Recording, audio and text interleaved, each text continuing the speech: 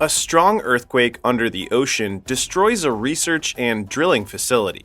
However, as the surviving crew makes their way to the surface, they discover the horrifying truth about what caused the earthquake. Will they be able to survive the force of nature? A company called Tian Industries is trying to conduct the deepest drill in the Mariana Trench. Deploying the Kepler 822, they send a team to research an unexplored drilling zone in the said trench.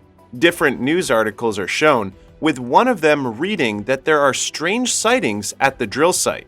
However, the company dismisses these rumors. At Kepler 822 station, Nora, the station's mechanical engineer, shares her experience of working underwater for a long time. According to her, working underwater straight for months, you will lose your sense of day and night. But for her, it doesn't really matter. While preparing for work, Nora hears a rumbling noise. When she goes out of the locker room to check it, she notices water dripping from above. Then, all of a sudden, ocean waters break into the facility. She quickly runs to warn the others about the pressure breach. While on the run, she comes across her crewmate named Rodrigo. The two go to the bulkhead, but they cannot close it because the seal is jammed. Nora successfully fixes the seal and is about to close it. Just then, she sees some of her crewmates running backward toward the bulkhead, screaming at them to wait. Unfortunately, they won't make it in time, so Nora has to seal the bulkhead to save the rest of the station. Suddenly, the control panel blows up, which makes the two pass out. When Nora and Rodrigo regain consciousness, they hear the warning saying that there is an impending structural failure. All of the crewmates inside the Kepler 822 are advised to go to pod bays for immediate evacuation. As it turns out, 70% of the station has been compromised and the reactor is currently unstable. The two try to contact the control center first, but fail. At this time, they start making their way to the pod bays. They see a working computer and Nora searches for the nearest pod bay. While doing so, Rodrigo assures Nora that sealing the bulkhead is the best decision at the moment.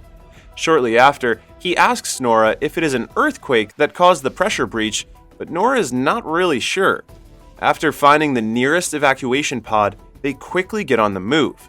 However, the destruction caused by the incident makes it a little harder for them to pass through. At this time, they hear a man calling for help.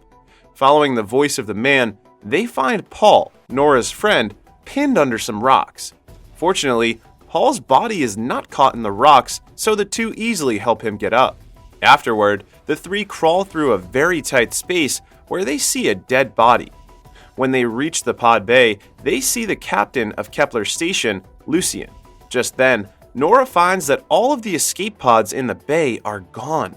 Seeing them, Lucien orders Rodrigo and Paul to check where the submersibles are, and he questions Nora about the rig situation, to which she answers it's pretty bad. Nora is surprised that the captain, who has a daughter at home, didn't escape first. Lucien says that it's his duty as a captain to assure everyone's safety before his own. He then treats Nora's wound.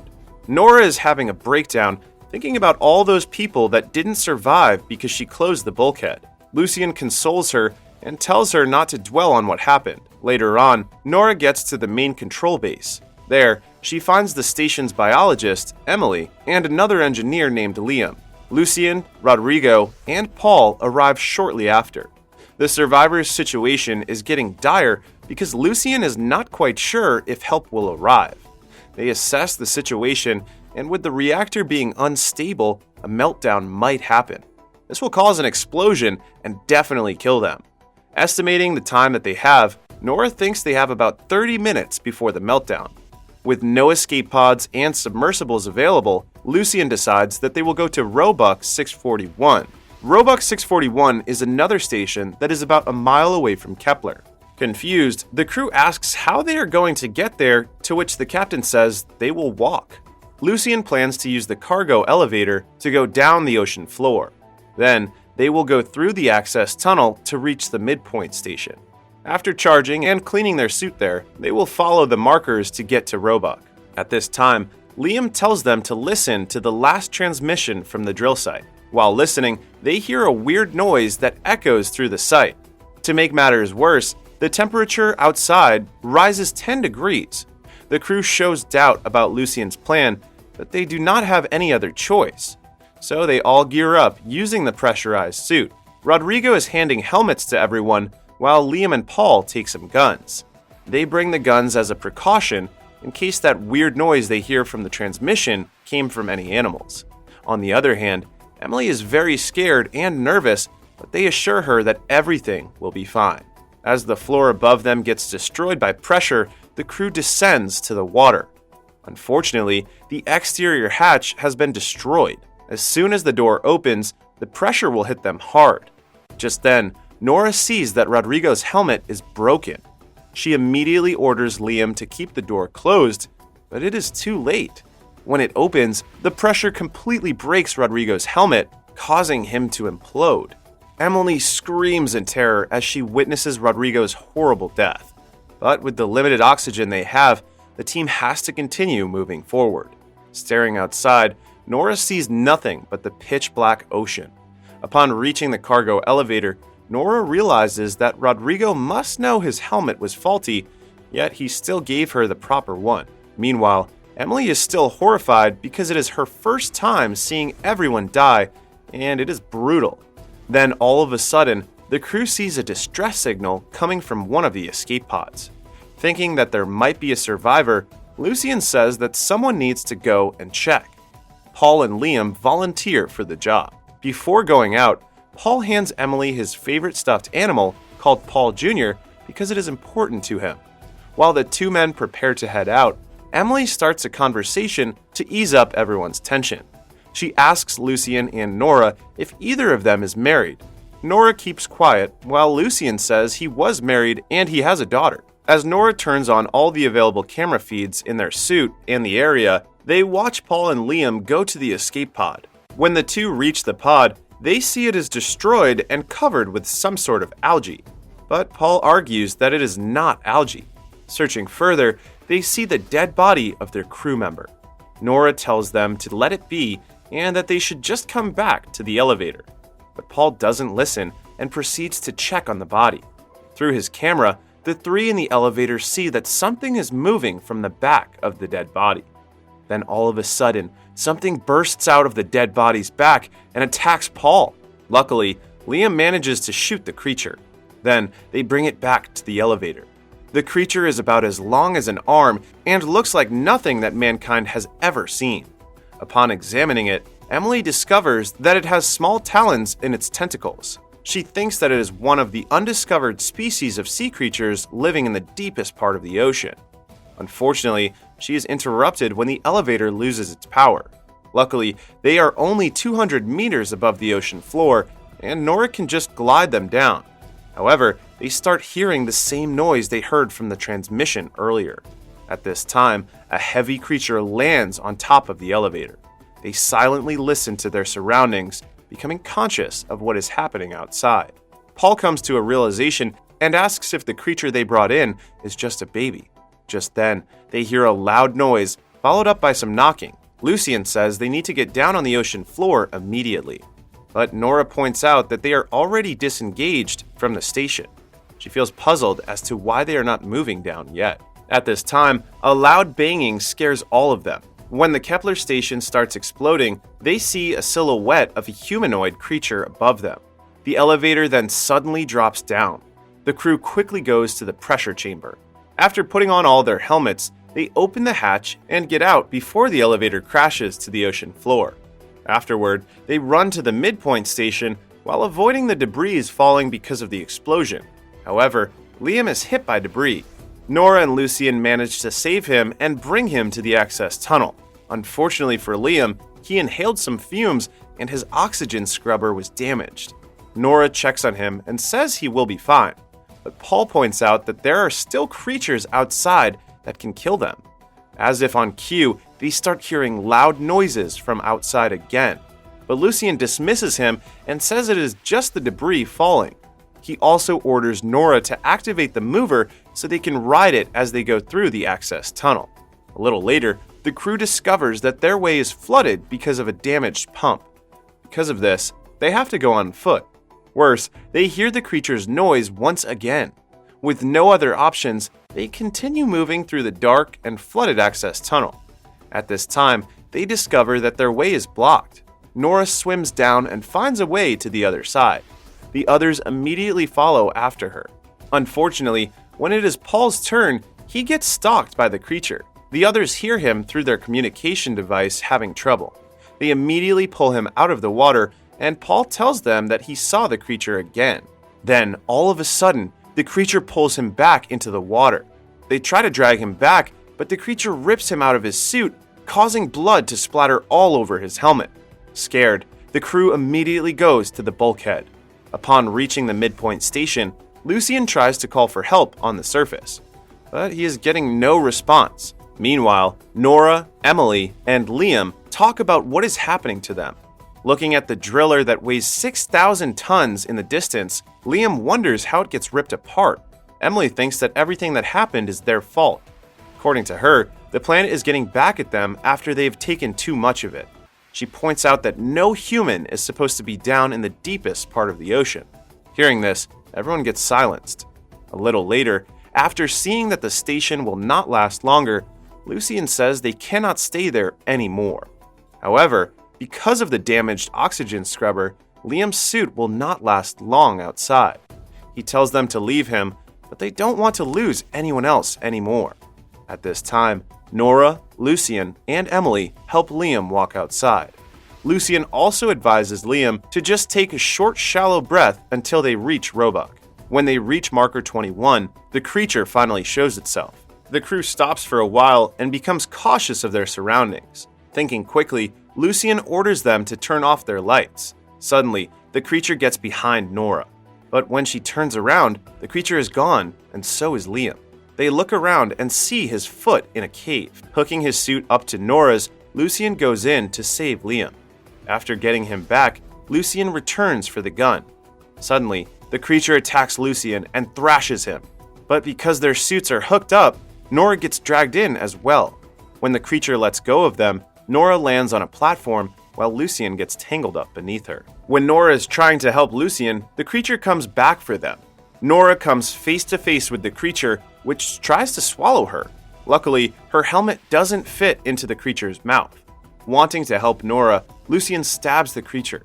Because of this, the creature drags them up again. To make their situation worse, the pressure level is rising because they are ascending too fast.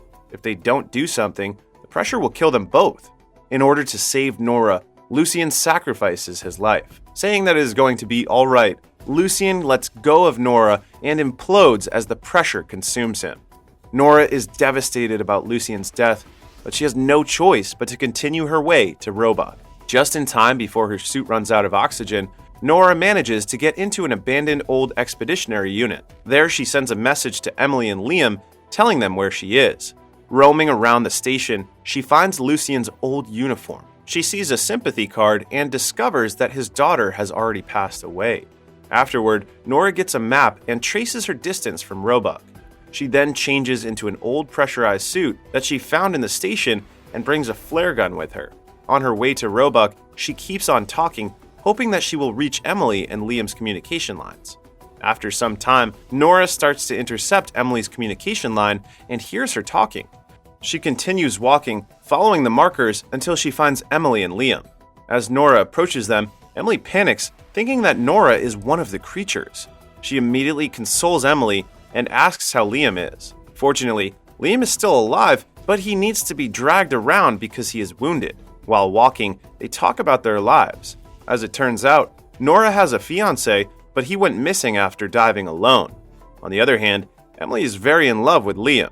A little later, the three finally reach the Roebuck. However, Emily's oxygen starts to run out. Nora encourages her to go further a little more. But to their horror, they discover that the entrance of Roebuck becomes the nest and breeding ground for the creatures. When they notice that the creatures are sleeping, they try to sneak in by turning their lights off and quietly walking through them. Suddenly, Emily's suit rings its alarm, warning her that her oxygen level is getting critical. This awakens a large creature which starts to attack Nora. Nora orders Emily to continue taking Liam to safety. After the creature thrashes Nora around, it begins swallowing her. Fortunately, she manages to shoot it using the flare gun and gets out of the hole she made in the creature. However, the other creatures start to wake up. But to Nora's surprise, the creatures do not attack her and seem to swim upwards like something big is pulling them. She loads the flare gun and fires in the direction where they go, and horror creeps into Nora as she realizes that the creature that attacked them earlier is way too small compared to the enormous creature in front of her. As the enormous creature begins its attack, Nora tries to run inside the station. However, the impact of the creature's attack causes an explosion and sends Nora flying. Fortunately, Emily comes back for her and drags her inside the station. As Nora's suit runs out of oxygen, Emily uses a fire extinguisher to break it open to make her breathe. After recovering for a while, the three start making their way through the station. But because they are unfamiliar with the place, they find it hard to get to the escape pods. Luckily, Nora finds a working computer and uses it to find the nearest pod bay. Just then, Emily and Liam see that enormous creature lurking outside the station. As they finally reach the pod bay, the creature begins attacking the station. Fortunately, although there are 3 pods in the bay, only 2 of them are working. When asked if they have enough pods for all of them, Nora lies to them and says all 3 pods are working. Hearing this, Liam tells the women to go first, but since he is injured, Nora and Emily insist that he goes first. As Emily prepares Liam for the takeoff, Liam thanks her for dragging him across the ocean floor. Afterward, Nora gives him Paul Jr. and orders him to give it to Paul's family. At this time, Emily tells Nora to take the next pod, yet Nora insists that she takes it. Just then, Emily realizes that something is wrong with the 3rd pod. She gets emotional because she doesn't want to leave Nora, but Nora promises her that she can fix it in time. Emily says she can help her, but she declines. Nora points out that Emily should not waste the opportunity to be with Liam. Then, she pushes Emily inside the pod. For the last time, Emily attempts to get out, but Nora punches her face. After apologizing to her, Nora promises that everything will be all right. When the 2 escape pods successfully launch, a school of the smaller creatures follow them. Meanwhile, the enormous one remains at the station. After ensuring that her friends are safe, Nora just sits on the floor, ready to accept her death. She then comes close to the window and looks at the gigantic monster in front of her. At this time, Nora sees on a monitor that more creatures are following the 2 escape pods. Seeing this, she decides to take down the monsters finally. Nora overloads Roebuck's nuclear core and sets off a massive explosion underwater, sacrificing herself for her friends. The explosion kills all the creatures, including the enormous one, allowing Emily and Liam to get back to the surface safely. The scene then changes to a news article about Emily and Liam surviving the incident at the drilling station. However, Industries doesn't allow either Emily or Liam to get interviewed publicly. The company also refuses to share any details about the incident. Everything about the accident is made classified. The movie ends with TN Industries continuing the drilling project, even though the previous incident is still unclear. The movie did a great job of switching the thread of the movie from a simple earthquake underwater to a reveal of the monster living in the deepest part of the ocean. It is also a goosebump moment when the movie revealed that the adult form of the creature is as big as the station. With a monster that seems to be a combination of a titan and a kraken, Underwater is a good horror sci-fi and kaiju movie.